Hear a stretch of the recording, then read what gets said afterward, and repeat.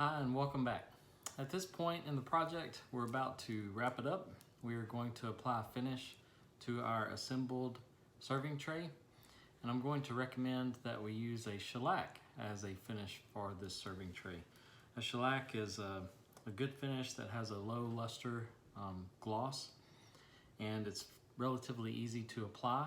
We're going to apply 2 to 3 thin coats of a shellac. We will apply it with a brush. There's the product that I'm using. You can pick this up at Lowe's. I'm sure Home Depot also has it, but I know for certain that Lowe's carries this brand of shellac, and there are other brands of shellac that you can utilize. One of the things we need to do is ensure that there's no dust or sanding particles on the board before we apply the shellac. The more dust that remains on the surface of the wood as we coat the wood, the rougher the finish will be and the more sanding we will have to do.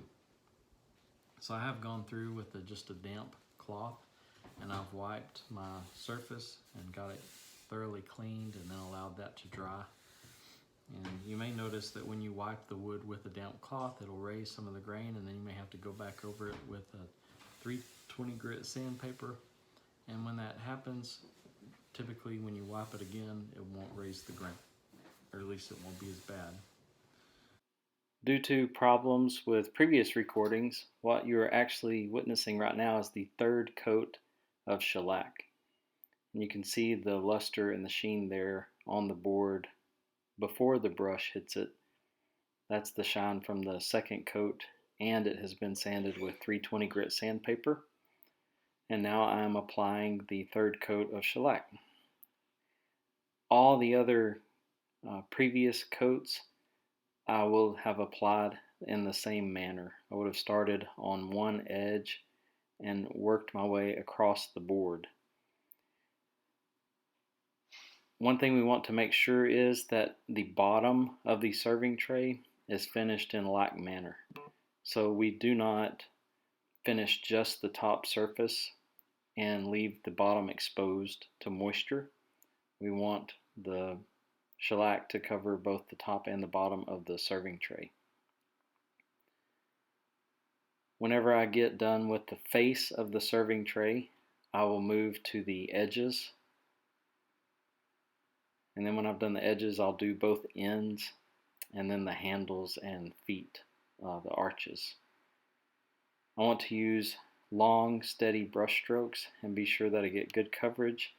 And I also want to maintain a wet edge. So that means that I want to always be brushing just a little bit over the previous brush stroke that I made the last time I dipped my brush into the shellac jar. And that way the most current wiping of shellac with the brush will melt into the previous brush stroke. We'll continue to do this. This will be the final coat for this project. So again, 3 coats, and you should brush it on in like manner. The jar of the shellac will explain that you need to sand each coat in between each coat with at least 220 grit sandpaper, or at most 220 grit sandpaper, I should say.